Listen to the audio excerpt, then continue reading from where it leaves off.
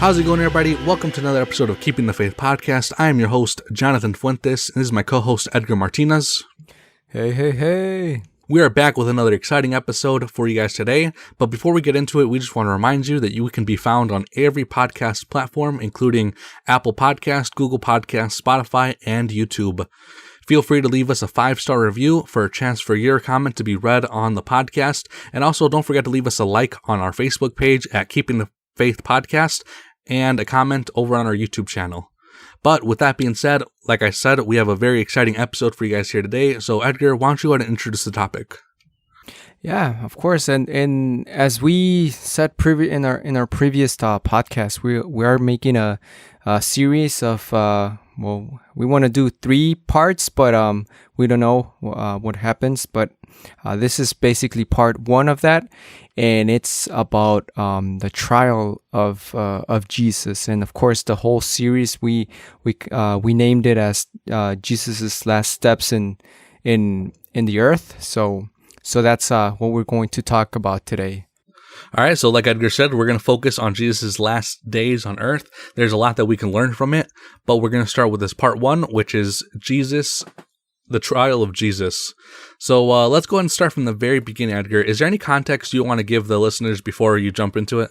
But basically, the whole context before, going into the trial of Jesus is, if you read your Bible, we can see where they had their Last Supper.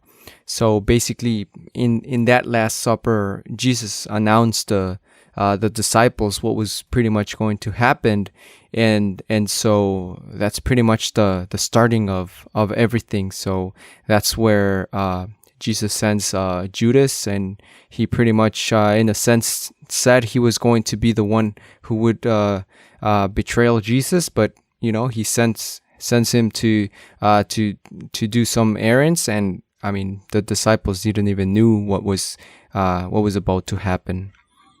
All right, yeah, that's some good context. Let's get into it because we have a lot of information. As the listeners can see, this is a 2-hour podcast, so we want to trim that down as much as possible. So, Edgar, why don't you go ahead and start? Yeah, so once they went over that Last Supper, they went into the Garden of Gethsemane. I'm sorry, I can't say that name. Gethsemane.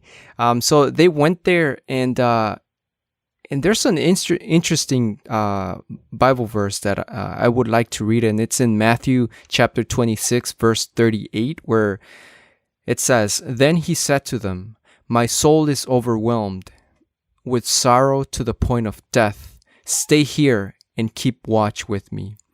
So, I mean, that's where it all started. So Jesus obviously started to feel, what was about to happen, and so that's why he told his words to the disciples.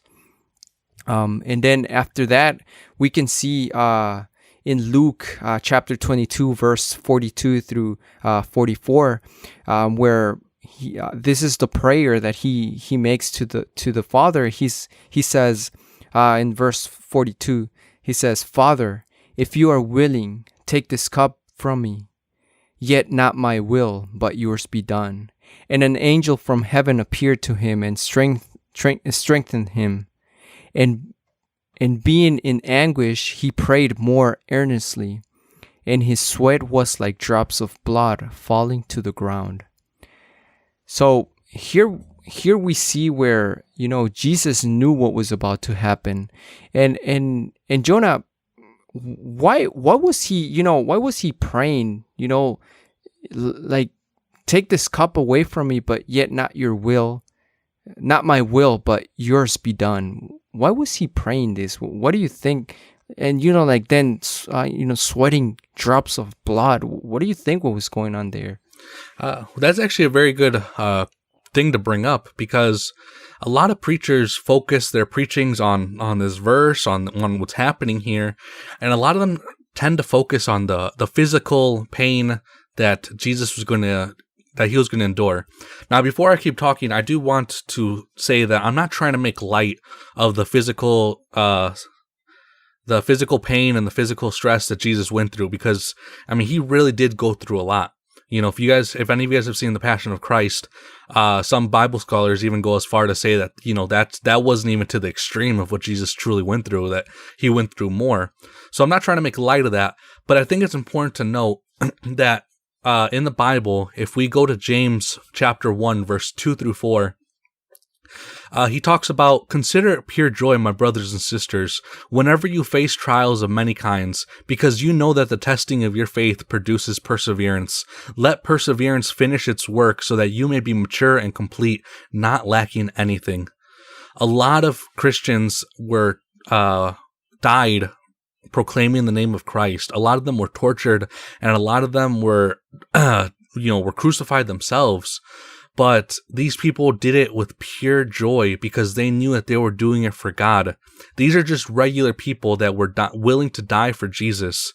So how is it that we're willing to say that Jesus was so, even though he knew what he was going to accomplish, he was so distressed that he was like, "Oh God, not my will, your will be done. I don't want to do this." But yet other people, face the same trials, maybe not to the same extreme, but they face torture with a smile on their face.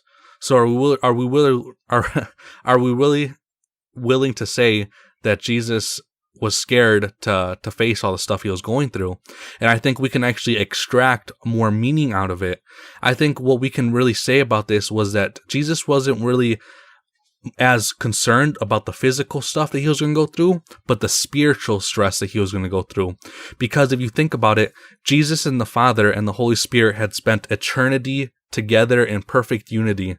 And this was going to be the first time, because of how God the Father views sin, and because of his holiness, this was going to be the first time that Jesus was going to be separated from the Father, from the love of the Father.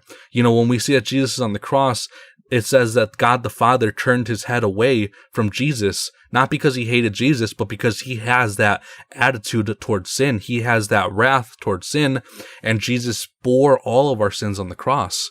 And that was the part that was really messing with Jesus, was that for the first time, he was actually going to be separated from the presence of God. He was still God. A lot of people will try taking that route, that he wasn't God anymore. But the thing is, he was going to be separated from God for the first time in his life, and that was what was causing him stress. And when we see in Luke, to the point where he was bleeding, or where he was sweating blood, one of the notes that we have here is that this is actually known as hematidrosis. I'm probably not pronouncing that right, but essentially it's when you're under so much extreme physical or emotional stress that you actually start sweating blood, and we see that this is what Jesus was actually going through. Wow. Yeah, that's incredible. I've never seen no one, or not even myself, sweat drops of blood. So just imagine how much, physical and emotional stress he was going through. Like, it was to the extreme. So it says, like, that footnote that we have, it's conditions of extreme. So it's not something regular that you see. So, it was for a reason. Exactly. Definitely. And one pastoral thing that we could say here is, Jesus was worried about being separated from the Father for what, a few hours?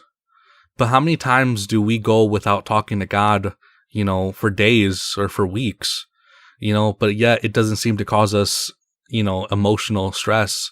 And I just think that's something that we can think about, that being that separation from God, it does mess with us spiritually. And we can see just how much it messed with Jesus, but I think we should reflect on our own lives and see how much it messes with us. Jesus went a few hours, and like I said, sometimes we can go a few days and seem like, or feel like it was nothing. But going based on that, we can, let's continue here. So after everything that happened in the garden, we actually go to, I guess we're still in the garden. We're going to read about the betrayal of Judas, which can be found in John 18, verses 2 through 5, which says, "Now Judas, who betrayed him, knew the place, because Jesus had often met there with his disciples. So Judas came to the garden, guiding a guiding a detachment of soldiers and some officials from the chief priests and the Pharisees. They were carrying torches, lanterns, and weapons. Jesus, knowing that all this was going to happen to him, went out and asked them, "Who is it that you want?" "Jesus of Nazareth," they replied. "I am he," Jesus said, and Judas the traitor was standing there with them. Here we see the actual betrayal of Judas handing over Jesus to the priest and the Pharisees and some of the officials. And if we actually keep reading to verse 6, it says, when Jesus said, "I am he," they drew back and fell to the ground. So here we can see that some of the guards, they knew who Jesus was, and, they weren't okay with what was happening, but they didn't really feel like stopping it either. But it's cool to see that they recognized who he was, and, Yeah. And even Jesus, in verse 7, he asked again, "Who is it that you want?" And they said again, "Jesus of Nazareth." And then Jesus answered, "I told you that I am he. If you are looking for me, then let these men go." This happened so that the words he had spoken would be fulfilled. "I have not lost one of those you gave me." So that was pretty, prophecy that he had said before, and so this was something that we should take as an account of what happened there. And then that's where once that happened, then the soldiers took Jesus to the Jewish leaders, and we can see that with in John 18, chapter 18, verse 20 through 24, where the Jewish priest Annas questions Jesus. So it says in verse 20, "I have spoken openly to the world." Jesus replied, "I always taught in synagogues or at the temple where all the Jews come together. I said nothing in secret. Why question me? Ask those who heard me. Surely they know what I said." When Jesus said this, one of the officials nearby slapped him in the face. "Is this the way you answer the high priest?" he demanded. "If I said something wrong," Jesus replied, "testify as to what is wrong. But if I spoke the truth, why did you strike me?" Then Annas sent him bound to Caiaphas, the high priest. So, here we can see, maybe even if we can see maybe even verse 19, we can maybe see what was that the high priest was making as questions. And from the 19 it says, "Meanwhile, the high priest questioned Jesus about his disciples and his teachings." And then that's when Jesus told him, "I've spoken openly. I've done anything in secret. It's been everything in public. You've all known. All the people knows. Ask them." As in pretty much saying, go bear witness on other people if what I said is wrong, or if I ever told something wrong against you. And so this is pretty much pretty good words from Jesus, saying I have not said anything in secret. And then we can see something really important. And I don't think because once Annas took, we can actually read this in John 18 and 14 about what Caiaphas said, and it's pretty. I don't know, but I just found this really interesting, because without him realizing that, he actually said pretty powerful words, because he said Caiaphas was the one who had advised the Jewish leaders that it would be good if one man died for the people.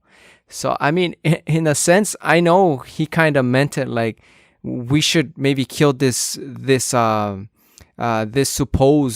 most supposed Messiah, so that we can protect the temple and the people from the Romans.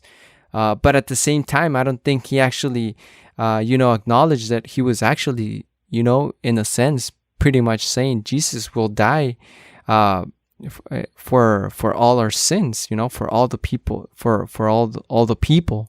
And so that's in John 18:14, when he pretty much said that to the Jewish leaders. All right, and then as we continue, here we're going to talk a little bit about Peter's denial, and this is actually something interesting because I've always heard about Peter's denial. Peter denies Jesus 3 times, and I don't know if I ever really looked into the specifics, but the first time I heard it, I was like, wow, like I didn't know that. If we start at verse 54 of Luke 22, it says, "Then seizing him, they laid him away and took him into the house of the high priest. Peter followed at a distance, and when some there had kindled a fire in the middle of the courtyard and had sat down together, Peter sat down with them. A servant girl saw him and seated there in the firelight. She looked closely at him and said, 'This man was with him.' But he denied it. 'Woman, I don't know him,' he said." We can keep reading and we'll read about the other 2 times that Peter disowned him. But I think this one was just interesting because here we see it says a servant girl saw him. A lot of people will say that, this girl was most likely probably around 6 or 7 years old, and this 6 or 7-year-old girl is here saying to Peter, like, hey, this guy was with Jesus. And Peter, like, he's standing down in front of a little girl, the same Peter that was willing to fight these Roman guards, and cut a guy's ear off. When he's before a little girl, he backs down and he denies Jesus. And I think that just really goes to show a lot about the extreme of Peter disowning Jesus and and denying him 3 times. Like I said, we could read the other 2, but I really want to focus on the first one because it was a little girl, and Peter still felt the need to be scared and be like, no, I don't know him, I wasn't with him. Yeah, so here we just heard how Peter denied the Lord 3 times after actually Jesus had already told him, you're gonna deny me 3 times before the singing of the how do you say that? The rooster. In English, the rooster. Yeah, I was gonna say it in Spanish, the gallo. So yeah, and that happened. And that's when even Jesus looked. It says the Lord looked at Peter, and then he wept. Peter wept, and then now in Mark 14:55 through 64, this is where we can see the chief priest and the whole Sanhedrin now looking for evidence, and it says. Many testified falsely against him, but their statement did not agree. Then some stood up and gave this false testimony against him. We heard him say, "I will destroy this temple made with human hands in 3 days, and in 3 days will build another, not made with hands." Yet even then their testimony did not agree. And so then we go into, then the high priest stood up before them and asked Jesus, "Are you not going to answer? What is this testimony that these men are bringing against you?" Then Jesus remained silent and gave no answer. Again, the high priest asked him, "Are you the Messiah, the Son of the Blessed One?" "I am," said Jesus, "and you will see the Son of Man sitting at the right hand of the Mighty One, and coming on the clouds of heaven." The high priest tore his clothes. "Why do we need any more witnesses?" he asked. You have heard the blasphemy. What do you think?" They all condemned him and worthy of death. So right here in the whole context of this passage, we're seeing how the chief priest and the whole Sanhedrin wanted, to get evidence to do it. And I even read something about, that this wasn't even performed like correctly, or like how it would normally should have been. So it was just like a really fast gathering. Hey guys, we have this now. Like, let's do it now. You know, it wasn't. I think I've heard something like that. I might be mistaken, but I've heard something where it's around the lines of that. But I want you guys to focus on 62, and on verse 62. And Jonah, we were talking about this before this, where he says, and coming on the clouds of heaven. I know you have the verse right there with you, I believe. What is Jesus referencing? Because, I mean, he wasn't, condemned as worthy of death just because he said he was the Messiah. What happened there? So here it's actually important to note that the reason they were upset wasn't because Jesus was claiming to be the Messiah. Because the truth is, a lot of people were claiming to be Messiah, but claiming to be Messiah wasn't actually blasphemous. It wasn't worthy of death or crucifixion. What was, though, was claiming to be God. And here, when you read it simply, like a simple reading, let's say somebody's reading it to you or you're listening to it, this is what it sounds like. It says, "And the high priest asked him, 'Are you the Messiah, the Son of the Blessed One?' 'I am,' Jesus said. And you will see the Son of Man sitting on the right hand of the Mighty One and coming on the clouds of heaven." When you listen to it that way, or when you read it, you kind of get the impression that Jesus is saying, "Oh yeah, I am the Messiah," But to the Jews at the time, they understood exactly what Jesus was saying. Not only is the "I am" statement a claim to deity, a claim to be God, but what he said afterwards was also more context to further explain that he was claiming to be God. Because the part where he's talking about the Son of Man sitting at the right hand of the Mighty One and coming on the clouds of heaven is actually a reference to Daniel 7:13 that says, "In my vision in the night, I continued to watch, and I saw one like a son of man coming with the clouds of heaven. He approached the Ancient Days, and he was led into his presence." Verse 14, "And he was given dominion, glory, and kingship, so that every people, nation, and language should serve him. His dominion is an everlasting dominion that will not pass away, and his kingdom is one that will never be destroyed." Here in Daniel, he's talking about God. He's talking about the Son of Man, which is another way of saying, God. So when he says "I am," he's making reference to Moses in Exodus, which Edgar will explain here in a second.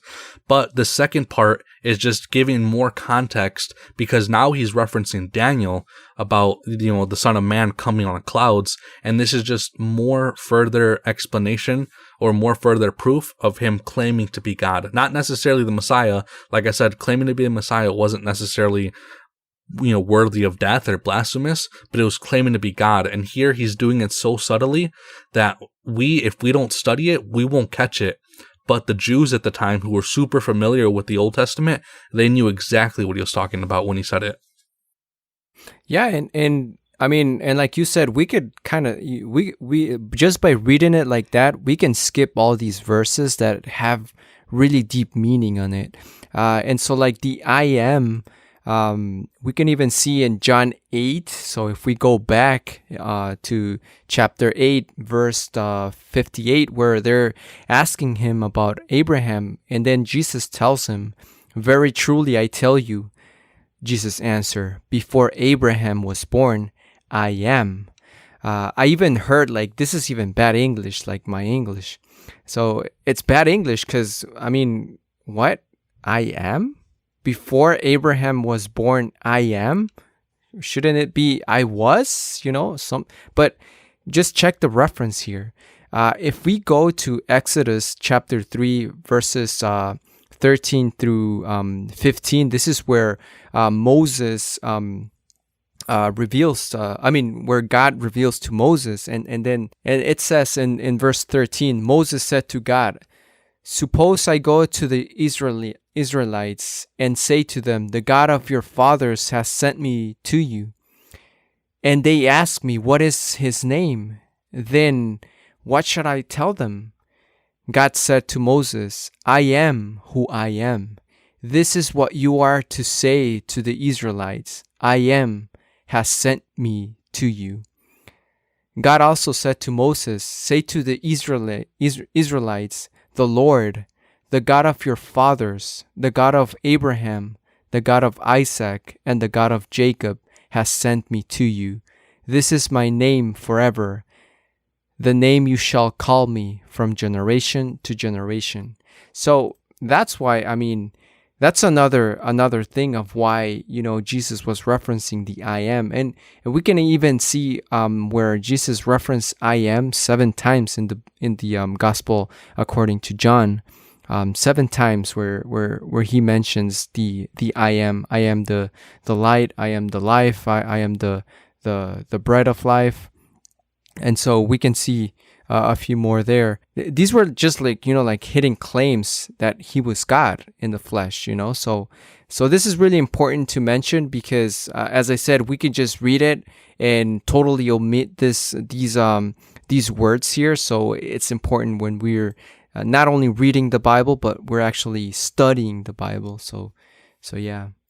Alrighty. Yeah. And so that's, just a short explanation about that. But now let's see what happened next. And this is once they took Jesus to Pilate.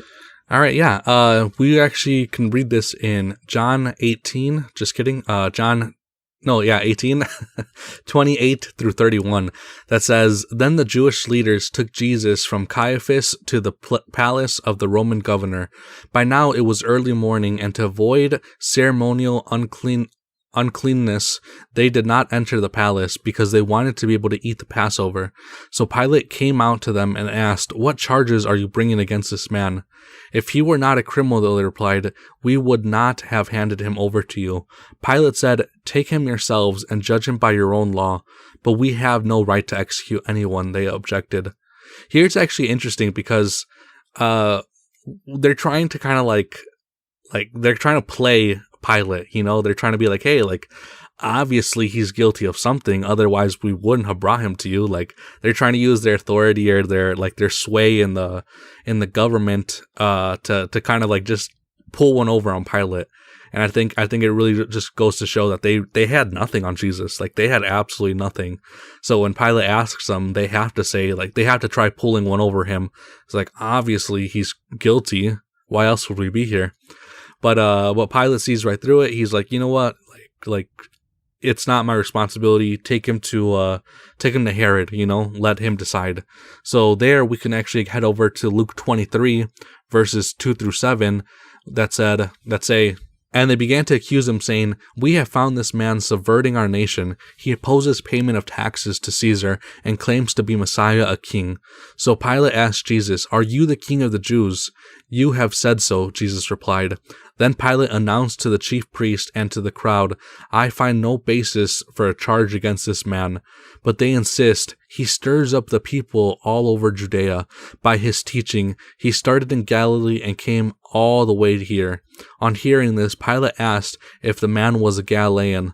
When he learned that Jesus was under Herod's jurisdiction, he sent him to Herod, who was also in Jerusalem at the time. So here, I guess I got a little ahead of myself, but here's where we see that Pilate's I see no fault with him. He's trying to get out of it, essentially. He's like, look, this guy, he's a Galilean.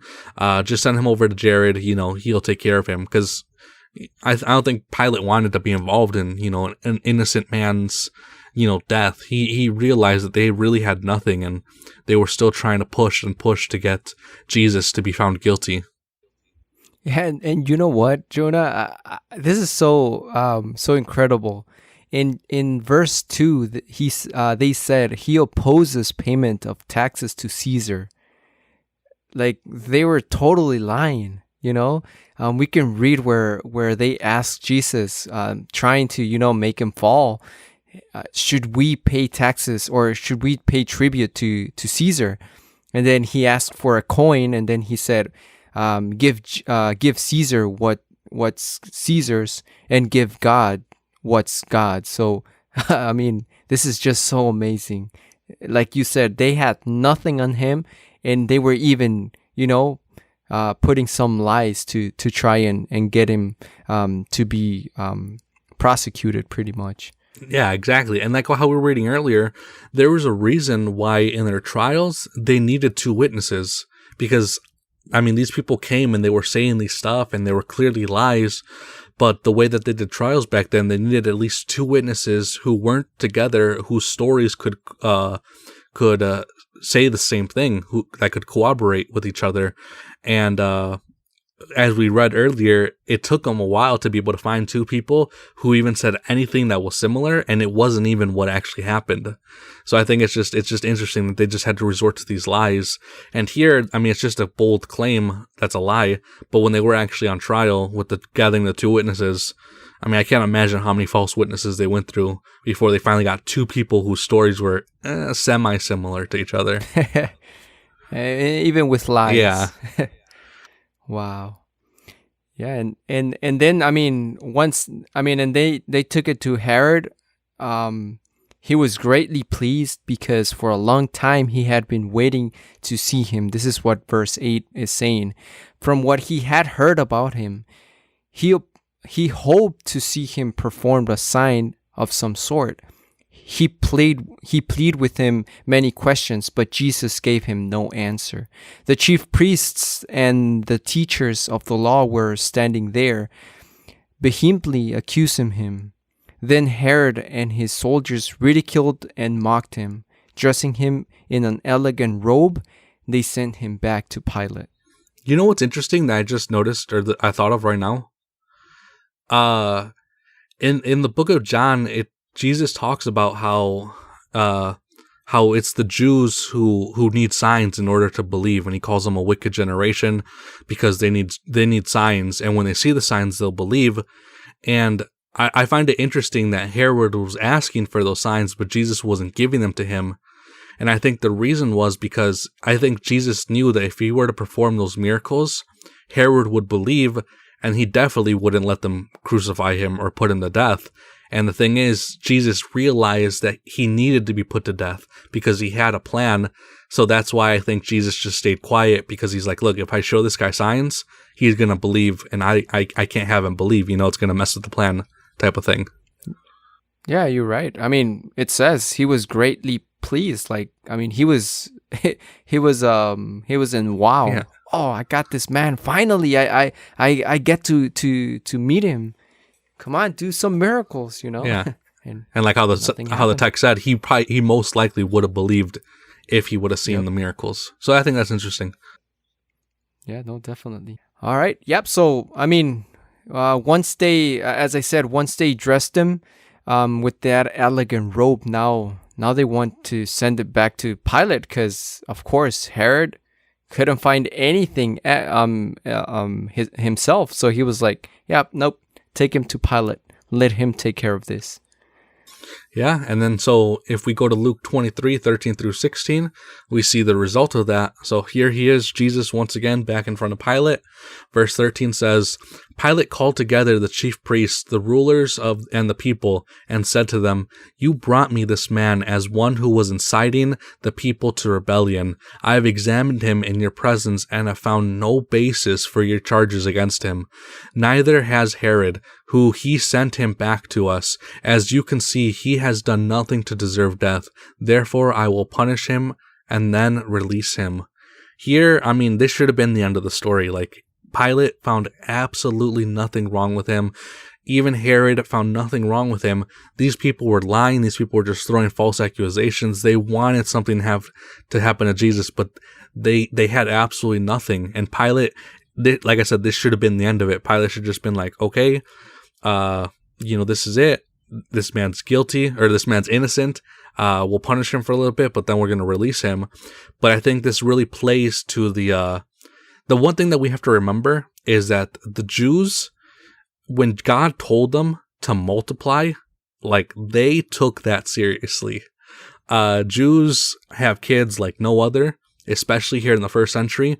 So a lot of the population was Jews. Jews had a lot of people. So even though Rome was in charge, one thing that they always had in the back of their head was, we want to avoid a rebellion, because if we go to war with the Jews, like, there's a lot of them. Like, sure, we have the Romans, we know how to fight, but there's a lot of Jews. So that's one of the reasons why they always kind of listened to the Jews, why the Jews had that sway, was because there were just so many of them.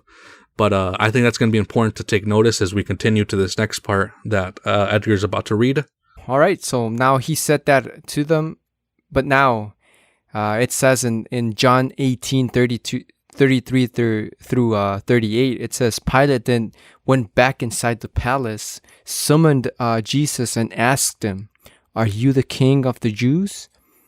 "Is that your own idea?" Jesus asked, "or did others talk to you about me?" "Am I a Jew?" Pilate replied. "Your own people and chief priests handed you over to me. What is it you have done?" Jesus said, "My kingdom is not of this world. If it were, my servants would fight to prevent my arrest by the Jewish leaders. But now my kingdom is from another place." "You are a king then," said Pilate. Jesus answered, "You say that I am a king. In fact, the reason I was born and came into the world is to testify to the truth. Everyone on the side of truth listens to me." "What is truth?" retorted Pilate. With this, he went out again to the Jews gathered there and said, "I find no basis for a charge against him." So, I mean, right here, Pilate was, I guess in a sense, just by reading that, he was still intrigued. Like, why do these men want to kill, Jesus? I'm pretty sure he was maybe, astonished by the wisdom of Jesus, by the responses he started making. And I kind of want to go all the way to the bottom just because I have a comment right here. But I heard this commentary from a scholar where he said, Pilate asked, "What is truth?" Jesus, we know Jesus said, "I am the truth," right? He was, so it's so mind or breathtaking when Pilate says, "What is truth?" when he had the truth in front of him. He had the incarnation of what truth was, and yet it says with this he went out again. So he just turned around and went back to the Jews when he was just asking what is truth, and he didn't stay to actually hear what the truth was. And I think that that happens to us a lot of times, to a lot of unbelievers. They have the truth in their face, but yet they decide to just turn over and don't hear about who is the truth. Yeah, that's a good point, Edgar. So after Pilate goes back out, what happens next? Yeah, so this is actually the final sentence, where Jesus was sentenced to be crucified. So, and we can find this in John 19, 1 through 7. So it says, "Then Pilate took Jesus and had him flogged.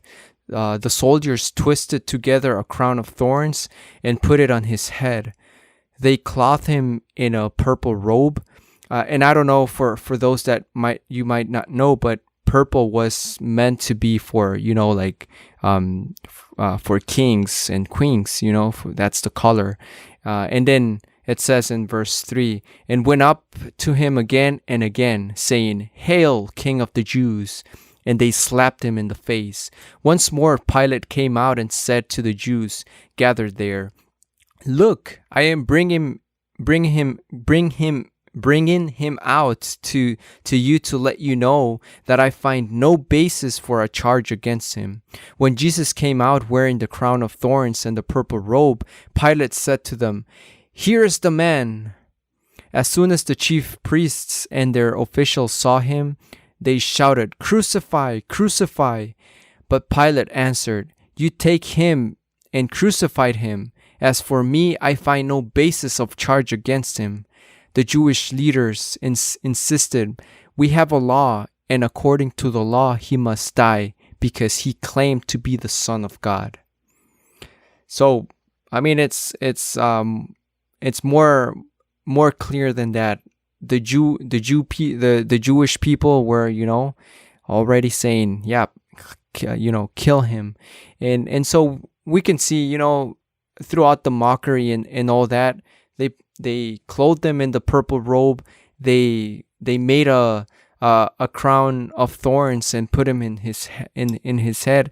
And this is something kind of interesting when Pilate, comes out with Jesus and said, "Here is the man." He's in a sense, proclaiming who Jesus was. Here's the man. And yet the priests and the officials just started shouting, "Crucify him, crucify him." And so at the end, we see he claimed to be the Son of God. That's why we want him to be crucified. So, I mean, this is pretty much almost the end of what Jesus was going through that trial.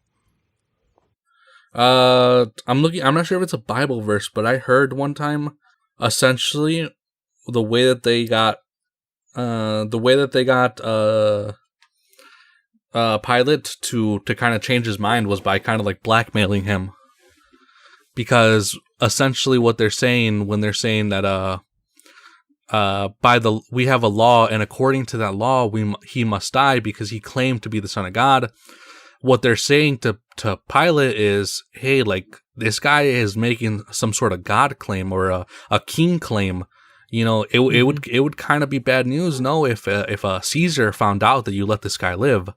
So yeah, you know what? I heard that. You heard that too, right? Yeah. I don't know where. I don't think it's a Bible verse, because I think the only other book that talks about this is Luke. But I think that's interesting, because here, like how we keep saying, they literally had nothing on Jesus. So, like, in order to really get Pilate to change his mind, they had to lie, they had to do all this stuff. And here we see instances where it's like blackmail. It's like, hey, it would be bad news if Caesar found out that you let this other guy live, who's claiming to be king, who's claiming to be a god. So it's like, that's how Pilate took it, and he's like, all right, you know what? Like, I'm done with you guys. Go ahead and do whatever you want. Like, that was like the final nail on the coffin. Alrighty, yeah. I mean, yeah, that's some good information that for all of you, if maybe you want to look it up, just so that you can get a little bit more bigger picture of what was happening here. And so now we get towards the last of our episode. Yeah, so if we actually continue on John 19 and we read 13 through 16, it says, "When Pilate heard this, he brought Jesus out and sat down on the judge's seat at a place known as the Stone Pavement, which in Aramaic is Gabbatha. It was the day of preparation of the Passover. It was about noon. 'Here is your king,' Pilate said to the Jews, but they shouted, 'Take him away, crucify him.' 'Shall I crucify your king?' Pilate asked. 'We have no king but Caesar,' the chief priest answered. Finally, Pilate handed him over to them to be crucified." Here, like how we've been hinting, this is like the very end. Pilate was just done with these people at this time. They were lying to him. They were just really pressuring him to crucify Jesus, even to the point of like blackmailing. And I just really think it shows a lot about just, like we said, we're talking about Jesus and his final days here. And here we see the end, Jesus being crucified. Pilate finally made the decision, and that's where we go on from here.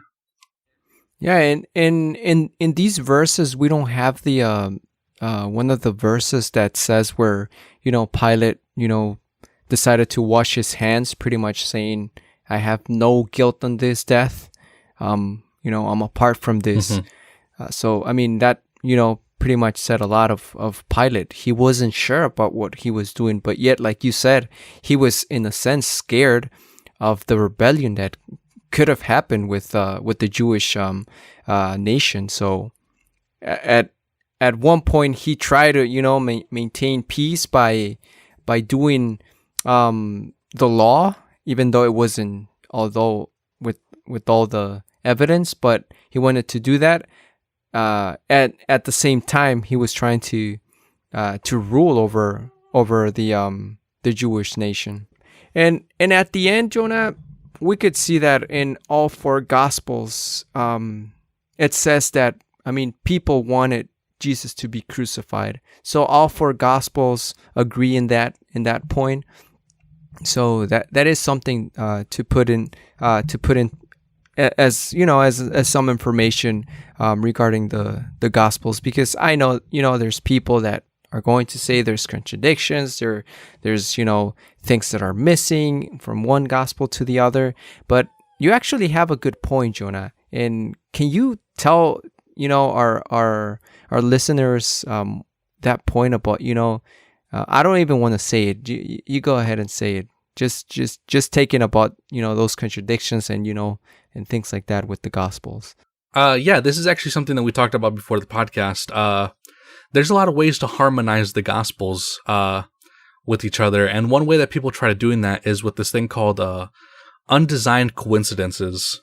So essentially what that means, I'll give you guys an example so we can know what it means, and then I'll show you guys where we can find it in the Bible.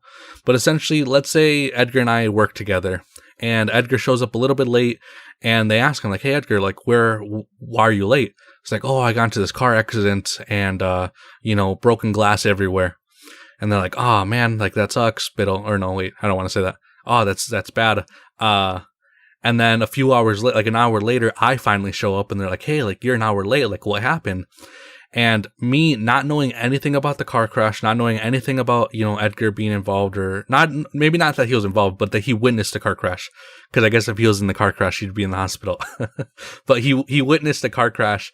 And so in my story, I say, oh, well, I was driving down the road and all of a sudden I drove over some broken glass and it slashed my tires, Edgar and I, we didn't talk before, we didn't plan this out. It just happens that our stories actually harmonize with one another. Edgar witnessed the car crash. Obviously, in a car crash, there's things like broken glass. And then a few hours later, they got the cars out of there. I'm just driving all nonchalantly, and there's still some glass left on the road. And I slashed my tires because of it. And those stories actually go well together. And there's things like that we can see in the Bible, where one author talks about one thing, another author talks about another thing, and we can see how well they fit in together. The example that we talked about earlier was actually when it came to the two witnesses that lied about Jesus, about what he said. If we go back to it in If we go back to it in Mark 14:57, it says that they stood up against him to give false testimony against him. We heard him say, I will destroy this man-made temple, and in 3 days I will build another that is made without hands. So Mark here, he's giving the story of the false testimony, the false witnesses. But the thing is, what we don't see in Mark is we don't see what we see in John. We don't see Jesus actually saying what he really said. We see that in John 2:19, which says that when the Pharisees asked him, Jesus said, destroy this temple, and in 3 days I will raise it up again. So the point I'm trying to make here is that John talks about the real event that actually occurred and the real words that Jesus said, but John doesn't talk about the two false witnesses from the trial. Mark does talk about the two false witnesses from the trial, but he doesn't talk about what Jesus actually said. But when we read John and we read Mark, we see how these two events harmonize with one another, and they actually make sense in the greater scheme of things. And there's just a lot of cool things like that, how Edgar was saying, you could call that a contradiction or whatever, but, here, one thing that we always say is we have 4 different perspectives of people that were there at the time. And when their stories, line up like this, I think it just adds that much more evidence to the truth of and the reliability of the Gospels as a whole.